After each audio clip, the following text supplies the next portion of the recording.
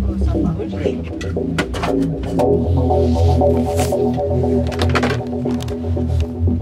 Pourquoi il n'y a plus d'eau? Bah, je sais pas, ça coule pas fort.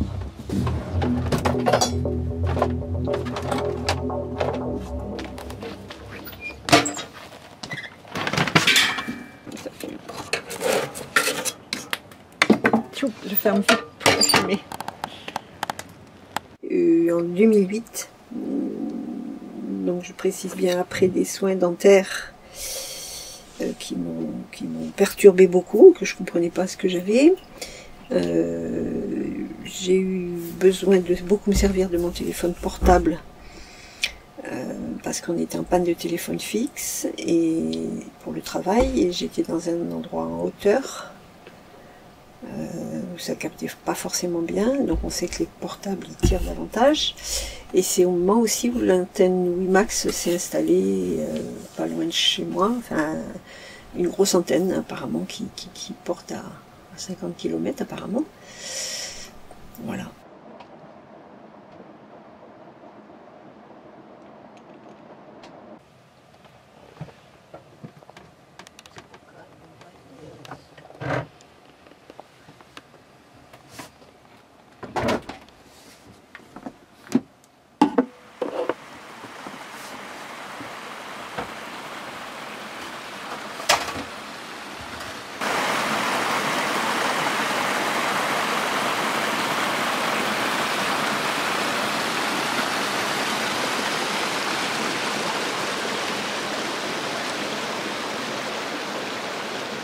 Et donc j'ai commencé à avoir des douleurs d'oreille à l'utilisation de mon portable, un flash dans les yeux. Après avoir utilisé mon portable, j'avais un flash lumineux dans l'orbite, comme ça, quand je tournais les yeux. Donc là je me suis dit, oula, il y a un truc qui n'est pas normal. Puis vraiment, c'était fort, hein, c'était vraiment comme un flash d'appareil photo. Puis j'ai commencé ensuite à avoir des espèces de crampes dans la nuque, ça les électrosensibles le décrivent très souvent, hein, on a l'impression qu'on a la nuque qui se rouille, quoi. Et c'était pas normal, quoi. Tu sens que quelque chose qui était bizarre.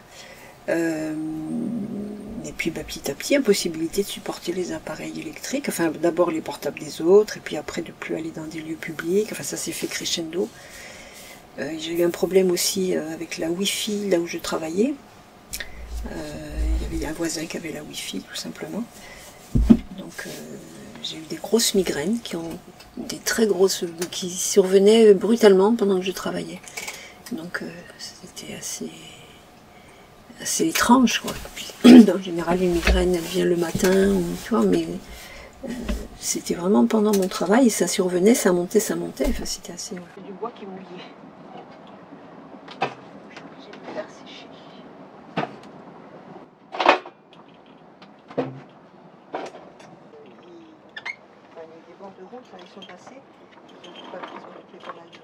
J'étais très très mal, et bon là ça a été en crescendo, quoi. Après je supportais plus l'ordinateur à la maison, je supportais plus le frigo, enfin voilà, j'essayais de dormir à la cave. Bon, ça c'est le schéma un peu classique, hein. Donc ça s'est fait de mois en mois, quoi, et jusqu'à fin 2010 où je pouvais plus rester chez moi.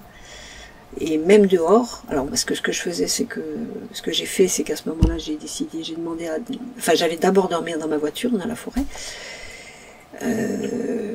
Puis je revenais à la maison la journée, et puis bon, mais là tu t'affoles, parce que tu commences à dire, voilà, qu'est-ce qui se passe, quoi. Tu sens que ça va crescendo, et puis tu dis jusqu'où, quoi. Et j'ai demandé à des voisins si je pouvais dormir chez eux, parce que je savais que les portables passaient pas chez eux. Puis là, ben, il n'y avait pas photo, hein. Dès que j'étais dans un endroit où les portables ne passaient pas, tout retombait et je sentais plus rien, quoi. Sauf que les symptômes s'accéléraient, c'est-à-dire que j'étais de plus en plus sensible. C'est-à-dire que même chez eux, à un moment, j'ai dû changer de place. J'ai été obligée à certains moments d'aller dormir sous la tente, dans des coins encore plus profonds, enfin plus creux. Et puis ben, ça s'accélérait, quoi. Enfin bon, voilà, je sais pas s'il faut que je raconte toute l'errance que j'ai vécue depuis ce temps-là. C'est de l'errance, hein. J'ai déménagé sans arrêt, j'étais dans des troglodytes, enfin une ancienne cave à champignons. J'avais des symptômes très violents et très rapides. Voilà, donc ça c'est affolant. C'est des symptômes qui affolent parce qu'on sent qu'on est en danger.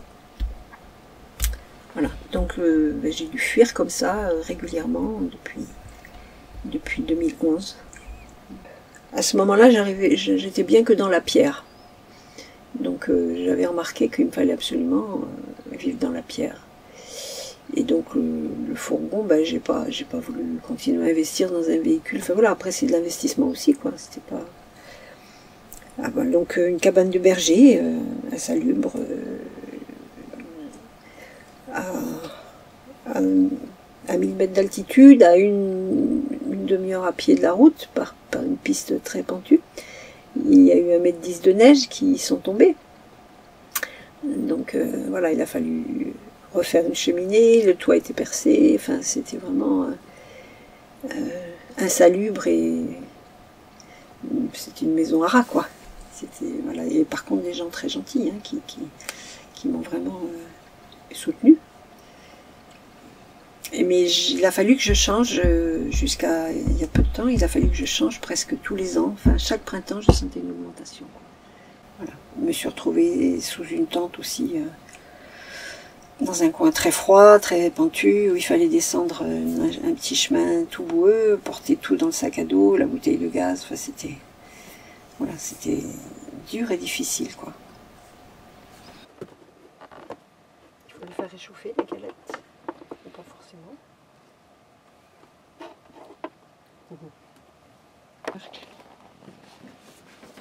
Oui, je vais mettre comme ça.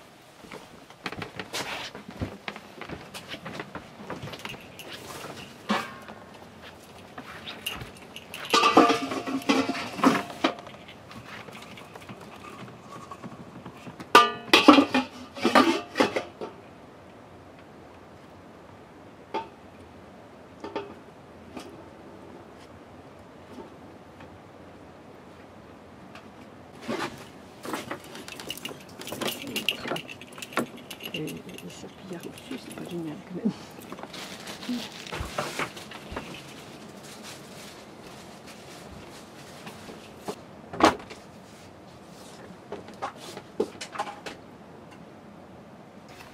Donc comme je disais au début, je crois que c'est surtout le fait de te retrouver dans une situation où tu n'as plus de place dans la société, quoi. Donc le fait de plus travailler, déjà, pour moi, c'était pas... C'est quelque chose qui était difficilement concevable, parce que j'ai toujours travaillé.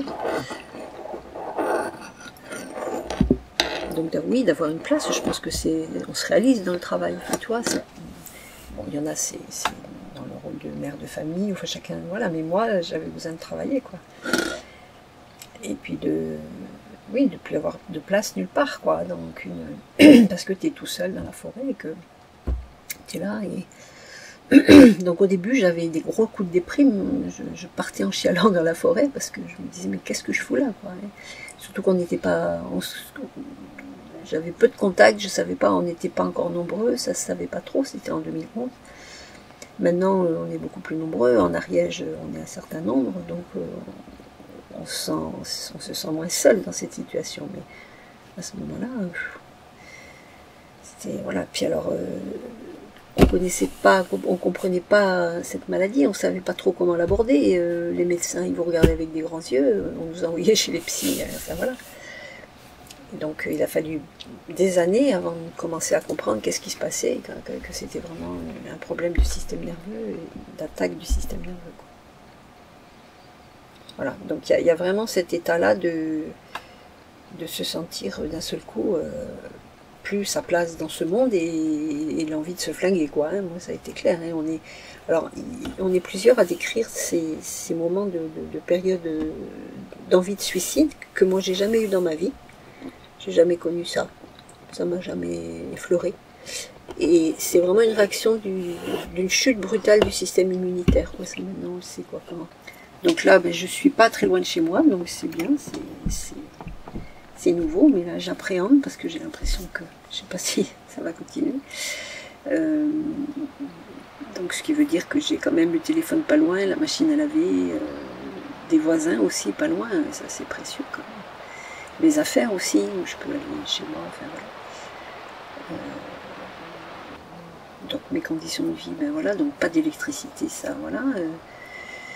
L'eau au robinet, c'est bien aussi, quand ça gèle pas. Donc la prendre dans le torrent, on l'a capté dans le torrent avec mon frère, en mettant assez de tuyaux pour qu'il y ait assez de pente pour que ça arrive jusque là. Donc bon, ça c'est bien, c'est un confort quand même appréciable. Donc après il faut la faire chauffer pour tout, quoi, hein. Donc je passe beaucoup de temps aux tâches matérielles, faire chauffer l'eau, allumer les bougies, gratter les bougies, enfin ça paraît pas, mais c'est, voilà, puis tout est compliqué, j'ai pas beaucoup d'espace, donc dans le frigo, bah, tu mets les petits plats dans les grands pour ranger, enfin ça paraît pas, mais on passe beaucoup de temps. Voilà, j'aimerais bien pouvoir avoir plus de temps pour faire autre chose, mais bon, c'est comme ça. Mais après, avant, j'ai eu des habitats beaucoup plus précaires que ça. Quand j'étais sous la tente, là, c'était vraiment limite. Hein. Il y a eu un moment, il faisait 5 degrés. Et j'étais sur un terrain en pente, la table en pente, les chaises en pente. Quand je me suis retrouvée dans la caravane, qu'est-ce que j'ai apprécié d'avoir une table plate, droite, où les choses tombaient pas. Parce que c'était vraiment... Le lit en pente, enfin, c'était épique. Et puis j'avais à 4 pattes par terre, quoi. Hein, tout, tu vois, je veux dire, t'as un coffre avec tes papiers, t'as tes vêtements dans un coin, c'était humide, enfin, c'était... Et là, j'ai tenu 5 mois. Ça a été pas rien.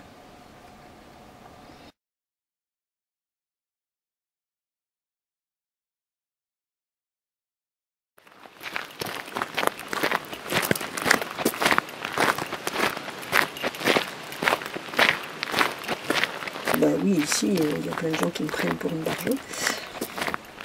Parce que c'est des gens qui sont pas informés, hein,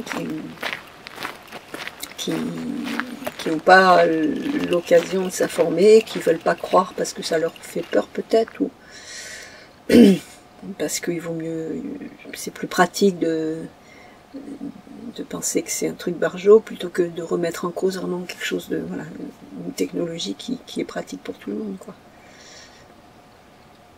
Bon, donc ça j'essaye de pas trop m'en occuper, parce que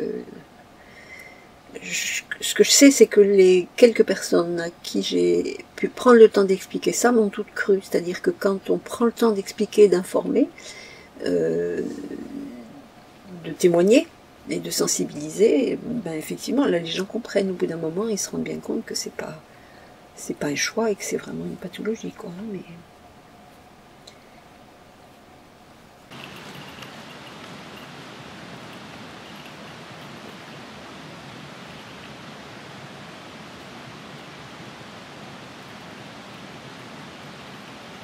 effectivement, au début, ça a été terrible. Je pouvais être une semaine entière sans voir personne. Personne. Et ça, j'avoue que pas facile, quoi. Donc, moi j'allais marcher, et puis j'essayais de m'accrocher aux moindres petites choses qui peuvent redonner un peu de goût à la vie, quoi. C'était vraiment ce que j'avais remarqué, c'est-à-dire une fleur, un insecte. Ça se fait spontanément, c'est comme si... alors à un moment on a l'impression de gamberger, quoi, mais on se dit que ben oui, il n'y a que comme ça qu'on tient, c'est-à-dire de mettre un petit peu d'importance sur des balivernes, mais tu vois, qui sont... Voilà. Un exemple, quand j'étais sous la tente, là, j'avais vraiment le moral à zéro, parce que je voyais pas d'issue, je voyais pas où j'allais aller, puis en plus, quand je suis pas bien, je suis incapable de rôder pour aller chercher, quoi. Et comme je sens pas les ondes de suite, donc je peux dormir une nuit, 2 nuits, tout va bien, et puis au bout de 5 nuits, je suis obligée de partir, quoi. Donc c'était compliqué. Et donc à ce moment-là, je passais le long du jardin des gens chez qui j'étais. Il y avait un petit rosier. Et je lui ai demandé à la jeune femme si je pouvais cueillir 3 boutons de rose. Ça m'a fait un bien fou d'avoir 3 boutons de rose sur ma table, que j'ai commencé à dessiner d'ailleurs. Après, je me suis mis un peu à dessiner, ça m'a fait du bien. Et c'est impressionnant, hein, 3 boutons de rose, mais ça changeait tout. C'était, voilà, c'était des petites choses comme ça où tu t'accroches à des brins de vie, quoi. Hein. Alors bon, c'est vrai qu'à des moments, je me suis dit, mais les gens qui ont vécu des camps de concentration, c'était bien pire. Donc ça m'a souvent aidé, en me disant qu'il y avait eu pire, quoi. Et qu'il y avait des gens qui s'en étaient sortis, quoi, tu vois. Et que effectivement le moral, c'est hyper important de le travailler, quoi.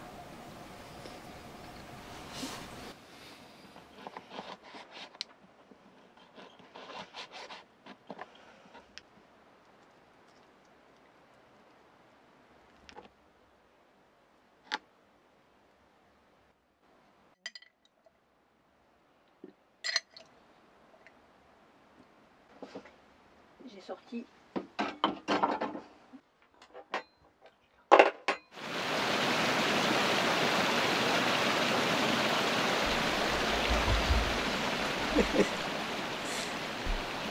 vous interviewer la chatte.